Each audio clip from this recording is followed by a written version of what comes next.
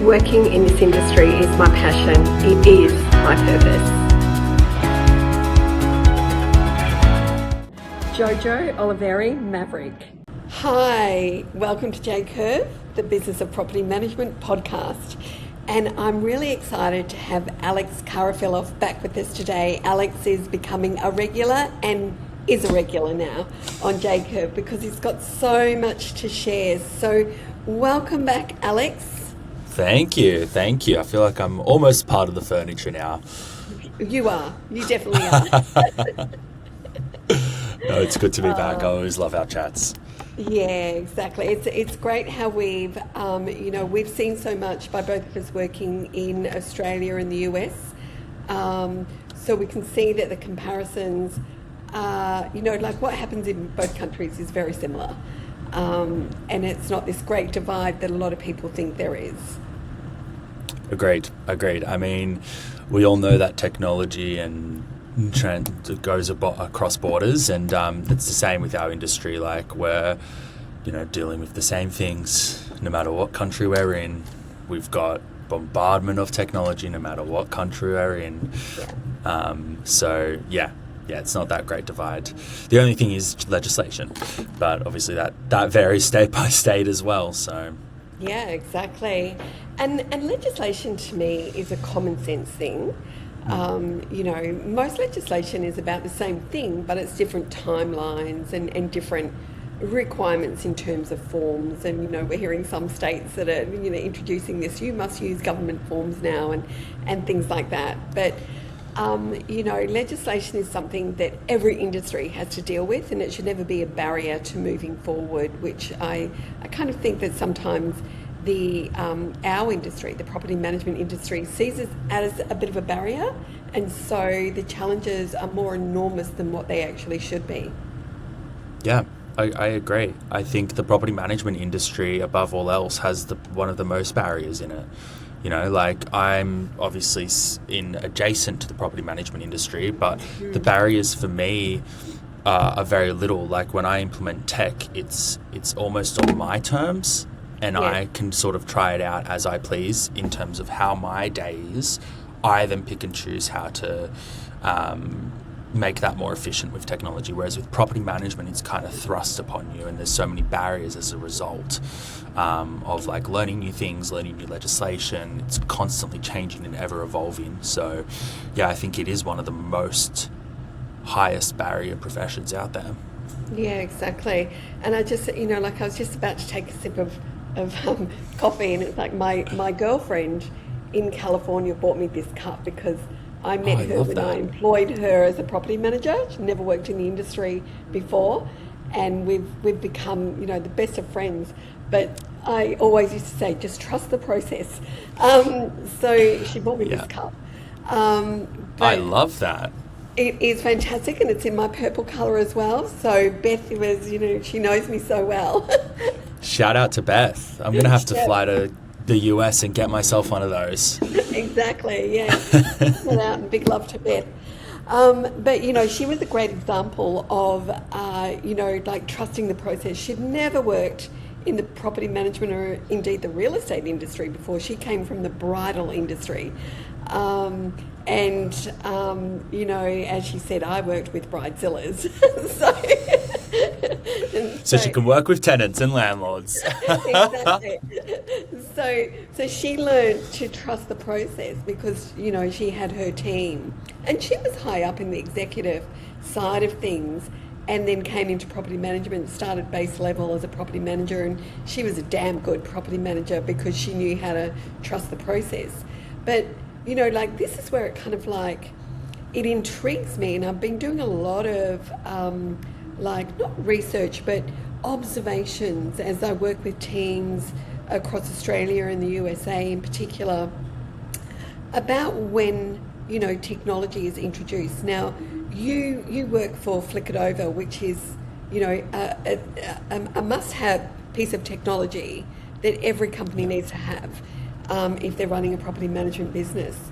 And what I see is a defining factor in what's, blocking and stopping and preventing is the immersion side of things. Like we talk about implementation, but I don't think we've got the immersion right. So, Agreed. like how do we overcome this? Because immersion needs to be from top level down, doesn't it, Alex? Yeah, 100%. Everything needs to, like, if you've got, look, sometimes in certain situations, team members can manage up, and that is effective in a sense. Like if the team is the ones that immerse themselves and then they sort of manage up to the director level where they're, the director has so much on their plate, that can work when it's flipped. But most of the time it needs to come from a director. It needs, you need to show that you're serious in the technology that you are implementing in your business, because at the end of the day, you're signing the checks. Right? Like you need to show that you're serious about it and your team will follow. That is being a leader at the end of the day.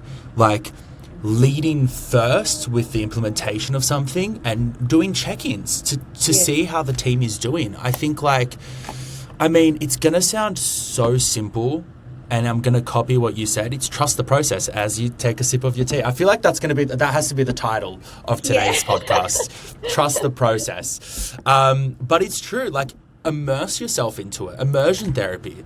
Like, the biggest thing is, yes, training and onboarding is great to be able to know how to do something properly.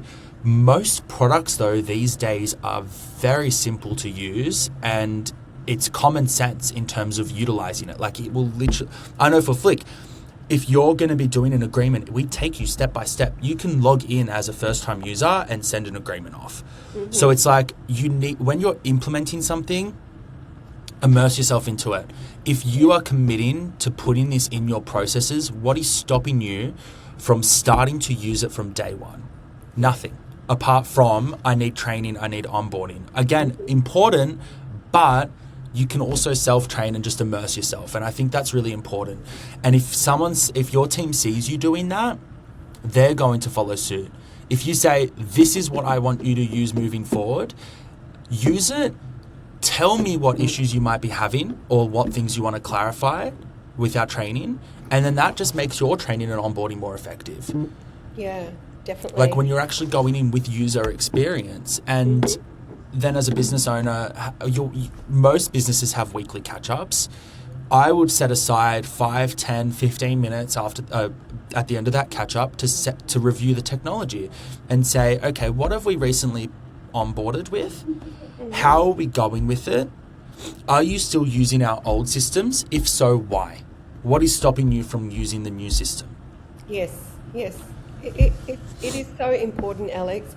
And, I remember I used to have an exercise with my team where at our weekly team meeting, so not the huddle in the morning, the weekly team meeting, I would get one of the team to share a piece of technology, and that way I could see that they're using it correctly. So as a leader, I would see if there's any, like, I don't use it that way, or I won't use that, and all the things that come in, or the person who thinks they're using it correctly might be slightly off in the way that they're using it. So, as a leader, I believe we must trust but verify constantly, because little bad habits are kind of like creeping in, and then all of a sudden the team is saying, oh, we don't use that, that's no good. Well, I kind of, fly a lot, as you'd know, and planes run a lot on technology, and my brain is in this constant, like, how do we help the industry to understand technology is just part of what they do and makes their job better, and mental anxiety, mental pressure, mental wellness, that won't be part of our vocabulary as we go forward. It's not that kind of like thing that's in the mind. We've got to trust what technology does. And I thought, imagine if, we boarded a flight and we had this team on the flight who didn't trust the technology. They wanted to go in and do things their manual way because they've always done that. That plane could come down. So we have to trust the people, that they trust the process and they are immersed in the process. And I don't think that's happening in our industry now. So we've really got to help them to, like, implementation's one thing, but total immersion is the name of the game, isn't it? 100%. And the problem is we don't talk about it enough. We are doing our weekly meetings, our huddles in property management. We're talking about what are our arrears, what is our maintenance, what's coming up for relet, what's coming up on the market, why is this property not leasing? All very important things. Yes. But we're talking about all these things and tasks in property management. Why are we not talking about technology? That is why everyone's getting overwhelmed. That is why everyone's doing their own process. Like in our business, in Flick It Over, we have a weekly meeting with sales and tech and say, okay, what tech are we using? What's working well? What can we introduce that'll make us more effective? It's as simple as just including that in the conversation and having a continual conversation, because as well, you'll find people in your team that are super users that you didn't know were super users, and they'll be able to share those skills with other team members who might not be as technologically savvy. Like when people, going back to your example of flying, like when the team boards the plane, the first thing they probably do is talk about the tech, chat about it, what's working, do the checks, is this working, is that working, does everyone know what their job is? When they're when flight attendants or pilots are doing their training, they're learning the tech, they're talking about the tech. They're saying, okay, this is the process, this is what we're doing. Yes. So it's such an important thing nowadays because we live in a technologically driven world. 100%. And so we need to be talking about that within our teams. Exactly. We've got to embrace it. And, like talking about flying, I just had a triggered memory because I recently came back from Dallas, which is a darn long flight from Dallas to Australia. I was sitting in second row, so I saw the head flight attendant, and we're on the big A380, so there's a lot of, flight crew on this plane. And the plane is divided into sections in terms of what the crew is responsible for. Well, right in front of me was the head of the flight crew, and just before takeoff, I heard him on the phone checking in with every section of the planes. So, the person responsible for that section, they're all on the phone together, and he's saying, thank you, Patrick. Thank you, Kelly. Thank you, Anne.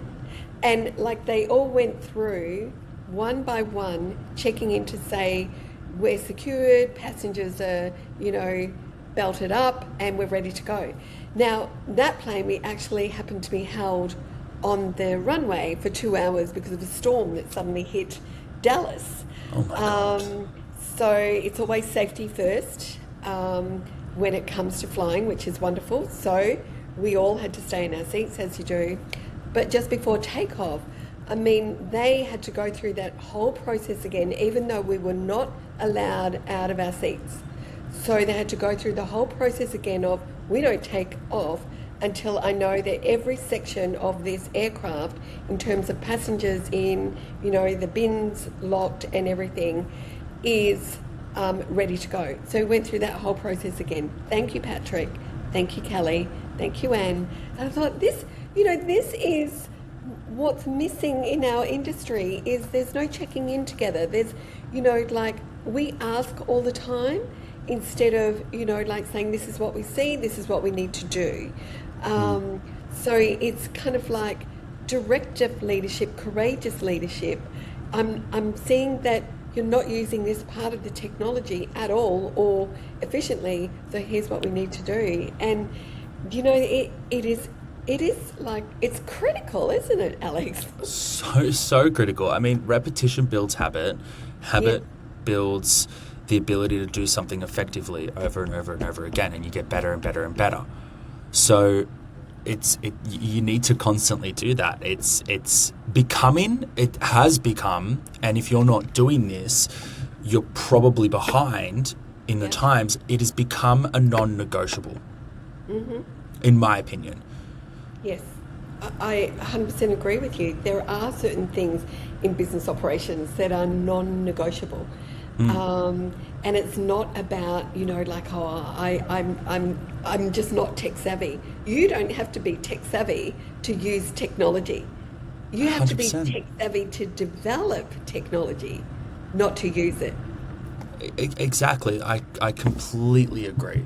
I like wholeheartedly agree. Technology is so easy to use these days, and if you're using something that's not easy to use, you're probably using the wrong thing. Exactly. Let's be completely honest. Yes. Right? So it's so easy to use. You don't need to have a technology background. It's the way of the world. Like, we all use iPhones. The reason why we're so effective with using our phones is because we do it every single day. It's not this huge thing. I didn't need to learn coding to use an iPhone. I didn't need to learn anything. I just used it day in, day out, and I discovered little things here and there that made it more effective and easier for me to use. Yes. It's the same thing with our jobs, right? Like, when you first started out in property management, maybe you weren't super confident. I'm not talking about you, Joe. I'm talking about in general, like to make arrears phone calls, you know, and ask a tenant, hey, you're behind on your rent. Like, Yes. repetition allows you to become an expert at something. And if we're not doing this within our businesses, we're falling behind. And it's so important to be able to share that within a team and actually have that. And to the point of, if it's not being utilized correctly by your team, you are losing money. You are paying for this tech. As a director, anyone that's listening that owns a business that is signing the checks, if you are not doing these check-ins with your team, you are losing money. It's as simple as that. Yes. Yeah. Best It's case, true. Yes. you're losing money. And it's not just on paying the subscription or license for the technology. It's in business not being done efficiently or being done well, being done in the way that, you know, that individual sees it through their eyes. It's not how industry runs. It's not how business runs. And we've got to get over this in our industry. And the only way to get over it is for the business owner to say, these are our systems and this is the way that we do day to day, so that people know that when I promise my clients of a certain service, experience and results, I can feel reassured that they're going to get that. Yeah, 100%. 100%. It has to be a well-oiled machine that's working all together. Everyone has a part, and if one of the parts isn't working effectively, then the whole machine breaks. Yeah. Eventually, you know, it's not going to be an immediate snap. Potentially not, or hopefully not. It's going to be over time. The service, the value of the service, everything degrades. Yes. And that is so expensive for a business, especially especially a property management company. This is an asset that you want to on-sell. Yes. Like, if your processes aren't effective, if your management is not effective, you're leaving money on the table as well.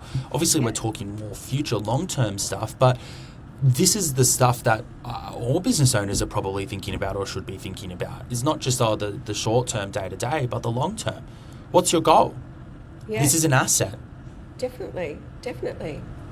Yeah, I agree. And what I see, Alex, and you've kind of like touched on a point that I bring up with, you know, a lot of the clients that I work one-on-one with, is they looked at the future and say, I've got an asset that, you know, like I want to get this much, you know, when I eventually sell and everything.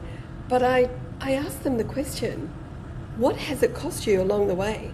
What are you losing along the way? Because when you eventually sell, you're probably not even, you know, compensating yourself for the loss that you've had along the way. So why, you know, like, try and have something that you think, you know, like, let's just pull a figure, $2.5 million. What have you lost along the way that, you know, you would have that $2.5 million if you put the money in the bank, instead of having a business that runs at a loss, having a business that, you know, takes away all of your energy because you're constantly in fear of losing clients, and, you know, what problem am I going to walk in the door to next?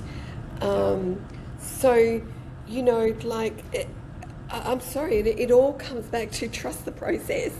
You know, trust in your leadership, be a courageous leader.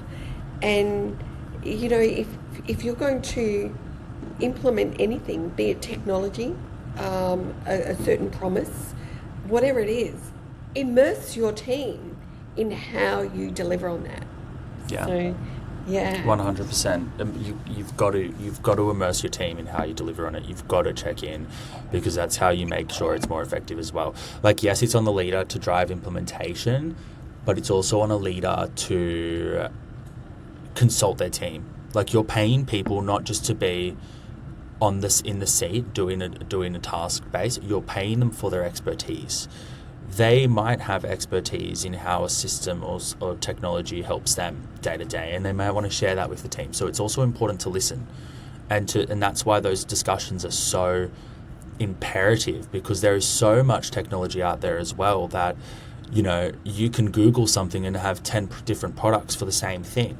So when you discuss it with your team as well, not only do you get buy-in from them and do they feel like they're part of the decision, but also you're getting advice almost from people who may have used a certain software.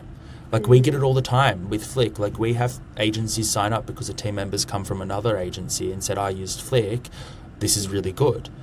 And they listened and they onboarded, they implemented, they discussed. But it's like, yes, the leader of the business does need to come from the top down, and you do need to drive that conversation. Yeah. But you also need to listen. Yes. Yeah. As well. Yes, exactly. And it's like, again, I kind of like go back to my role as a business consultant, a mentor, a coach within the business. And I work with the business owner, and then I kind of like work with the teams. And on occasions, what I will do is, if they use a certain piece of technology, I will jump in as if I'm a property manager and use that technology. And even though I've never used that technology before, what I find every time is the ease at understanding how that technology works, because it's like, it's really follow the bouncing ball, because technology is designed to do the thing, whatever task it's doing itself. And I think, like, if business owners had that mindset of, well, I'm going to, be the secret boss for what's that, uncovered boss? Undercover boss, Undercover yes, boss, yes. Uncover boss, we don't want to do that. No. So, if they kind of like were the undercover boss, but everyone knows they're doing it, what they do is they immerse themselves in the shoes of the team. And they can see, like, I've picked this up, or there is something that, like, we need a little bit more understanding on. And they can go back to the technology provider and say, hey, can you help us to overcome this? We're not quite sure how this works. And that needs to be done more often too, doesn't it? Agreed, 100%. And I think it's also, like, yes, people get inundated with emails from providers in the industry. I think it's important to listen to the ones who are specific to your industry, though.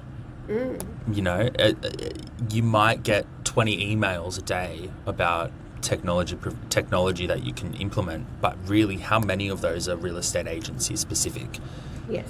And that's my first filter, because you engage in a conversation, you might understand what other agencies are doing and how they're doing it better than you. You might see value in it for yourself, or you might not. And at the end of the day, you've just spoken to someone in the industry that arguably speaks to hundreds of people a day. Yes. And you might be able to get something from it, if only to understand that, hey, I'm doing the process the perfect way. I'm happy with it. Yeah. But if you're not using something that is a bouncing ball, like step by step, you're using the wrong thing. Like, leading it back, I guess, to agreements and Flick. Like, if you're preparing a tenancy agreement and you're having to remember the clauses that you need to uncross for your lease, and you're having to rely on team members to know where those clauses are and the pages and do that, you're already behind the ball or the A game. Yes. Because legislation changes so fast, and the agreements also change so fast, and the terms get muddled around so quickly, and when you're racing to get something out, you will miss things. That is manual. Yes. And that is a legal agreement that you are missing. Yes. Yes. To potentially void a tenancy. Yes. And then what? Yes. So it needs to be bouncing ball, and that just isn't. That just doesn't cut it anymore. Yes. Yes. No, and like that follow the bouncing ball theory is something that has been with us our entire lives. I mean, even learning in primary school, we learned to follow the bouncing ball. We learned to follow logic. If this, then that. If not, then what?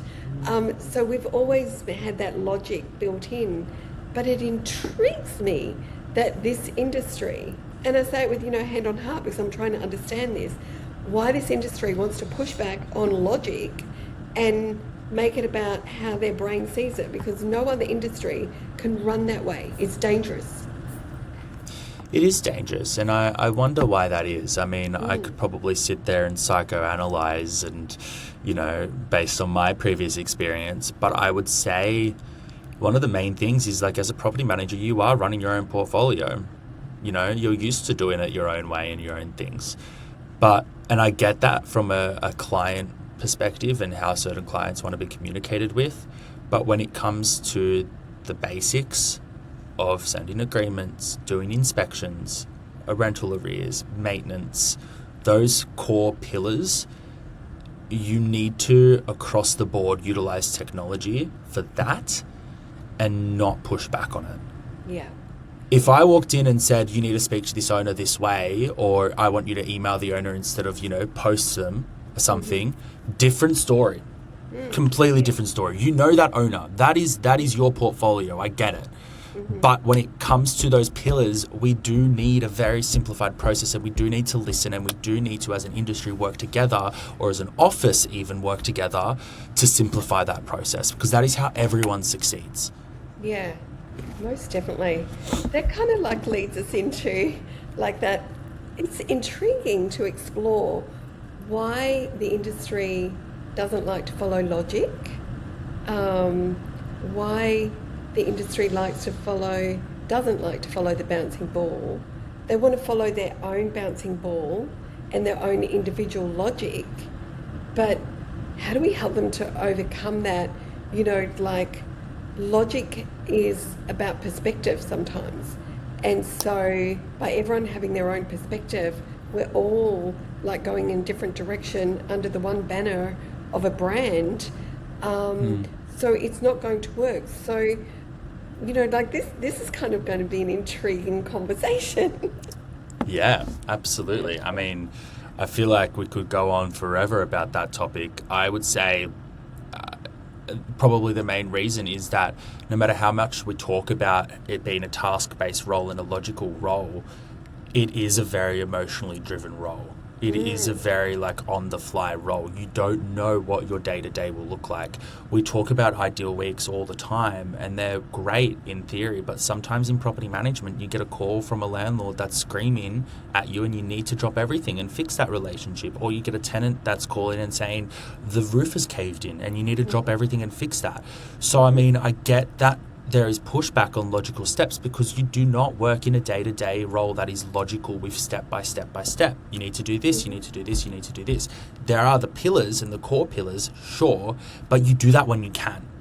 So I think the first step is to break down and stop looking at it such a macro scale of we need to have a logical step by step for the whole day or for the whole week, and look at it at a micro level of, okay, these are our 4 pillars: rent arrears, inspections, forms or /admin, maintenance. And then within those pillars, have a logical step-by-step process and implement it that way. Not saying you need to log in on a Monday, you need to do your agreements, you need to check your rent arrears, you need to check your maintenance. That won't work. And I think when we talk about step-by-step processes and logic and building out tasks and things like that, property managers get a bit affronted because that's not how their day-to-day looks and works. So when we talk about that, at least I know when Joe and I talk about that, we're talking about those pillars. Yes. You know? Exactly. So it's just breaking down that belief, I guess, and reframing it, and then you'll find that success in the bouncing ball, I think, and following and trusting the process. Yeah, you're exactly right. And I take it back, and I know we've got to wrap up, but I do want to roll this in so Dolly, our assistant, can look at this and say, Dolly, this is our next topic. But, you know, like I look at the emergency services. So doctors and nurses going about their day, then all of a sudden, you know, like something's happened and there's patients just rolling in. They have to learn how to triage. Who do we do first? It's like emotion is gone. This is all logic, and, you know, being able to triage and prioritise and understand in like a split second what to do. Or when we're about to take off from Dallas and all of a sudden that storm around us was striking at the airport. So all the ground crew had to go undercover for several hours while this storm was around us. So logic was out the door, and it's, you know, process, trust the process, trust the process, trust the process. This is an emergency that's happening here. We can't take off because the schedule tells us to. It is interesting, and it would be interesting, Alex, to bring it back to, like, this is what other industries do. How do we actually have that mindset in property management? Well, I'll leave you with one, I think, what I would consider a golden piece in, this is maybe something we can expand upon in our next session, is we need to have training days. We have conferences we go to where we learn about new legislation, or we learn about different things we may or may not be able to do. But as an office, can you say that each quarter you, with your team, say, this particular day we are sitting down all together. I want to understand exactly how you're doing things, what's working, what's not working, and together we're going to walk out of here with a built process and systems we are using and how we use them for the next quarter. Love it. Yep, it's okay. We're ready for our next podcast, Alex. We've got so much to talk about. I love it. Perfect. Keeping us busy. Oh, gosh. Well, thank you again for joining us today, Alex. It's always a joy. Like, it's not just a pleasure, it's a joy. I love this. So thank you, so do I. All right. Thanks, and we'll Jo. see you on the next podcast. Can't wait. See you later. Okay. Bye. Bye. Thanks for tuning in to JCurve, where we spotlight the journey of growing and thriving in property management business. Reach out and be part of the JCurve community. And don't forget to give this video a thumbs up if you found it helpful, and hit subscribe so you never miss out. Let's grow together on JCurve. See you in the next one.